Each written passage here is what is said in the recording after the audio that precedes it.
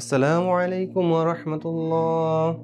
আসসালামু আলাইকুম ওয়া রাহমাতুল্লাহ। সম্মানিত মুসলিমবৃন্দ, একটা জানাজার নামাজ আছে। আমাদের যাদের সুযোগ হয় আমরা ইনশাল্লাহ শরীক হব। হাদিসে জানাজার নামাজের প্রতি তো উৎসাহিত করা হয়েছে। জানাজার নামাজ মানে সেলফ রিমাইন্ডার, যাই নামাজটা পড়েই যাই। একজন ভদ্র মহিলা মারা গিয়েছেন। ওনার স্বামী এখন আপনাদের উদ্দেশ্যে কিছু কথা বলবে ইনশাল্লাহ।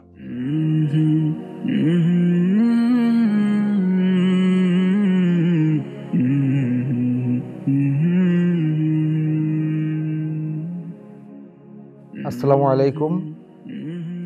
আপনারা হয়তো অনেকে আমার চিনবেন না। আমি আপনাদের এলাকারই ছেলে। ব্যস্ততার কারণে অনেকের সাথে আমার পরিচয় নেই। গত রাতে আমার স্ত্রী মারা গিয়েছে।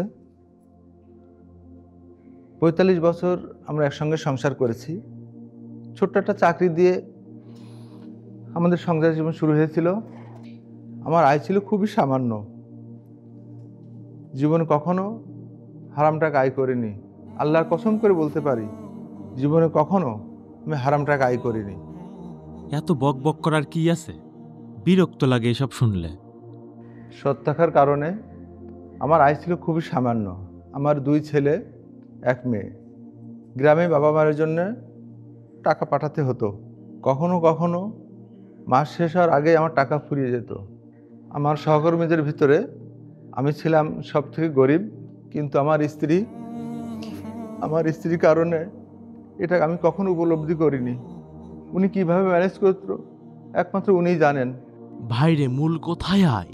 এত বর্ণনা দিতে হবে না। তাড়াতাড়ি জানাজা শেষ করে বাড়ি যাব। পিছনের লোকজন কি বিরক্ত হচ্ছে না? কোনো সারা শব্দ নেই। আমার সাধ্যের বাইরে উনি কখনো কোনো কিছু আবদার করেনি।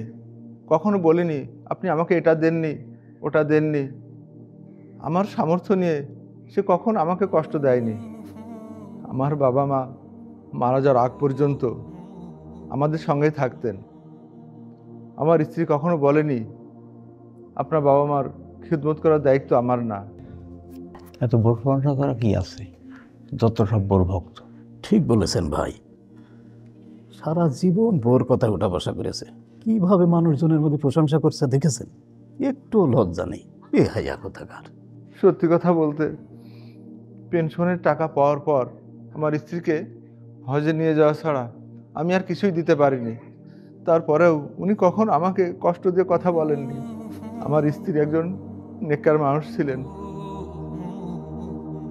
ওনাকে কখনো নামাজ কাজা করতে দেখিনি। উনি আজীবন পর্দা করেছেন। আপনারা হয়তো আমার স্ত্রীকে কখনো দেখেননি। উনি অনেক ধৈর্যশীল ছিলেন এবং আজীবন আমার প্রতি সন্তুষ্ট ছিলেন।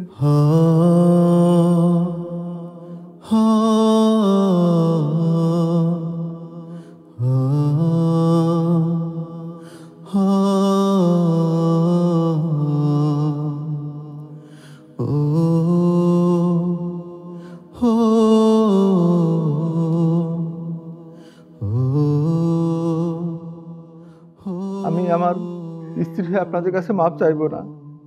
যে নারী ৪৫ বছর স্বামীর হক, আত্মীয়ের হক রক্ষা করেছে, সে অন্য কারো হক নষ্ট করতে পারে না।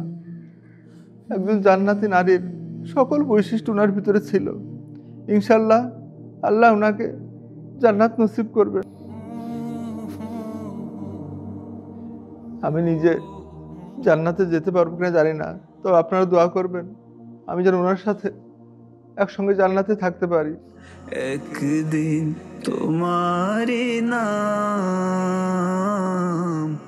আপনারা সাক্ষী থাকেন, আমি আমার স্ত্রীর প্রতি সম্পূর্ণ সন্তুষ্ট। আল্লাহ যেন ওনাকে মাফ করে দেন। একদিন তোমারি নাম হাদিসের ভিতরে এসেছে, একজন মুমিনের জীবনের সবথেকে উত্তম রিজিক হলো একজন নেককার স্ত্রী। আল্লাহ যেন আমাদের সবাইকে একজন নেককার স্ত্রী দান করেন। আমিন।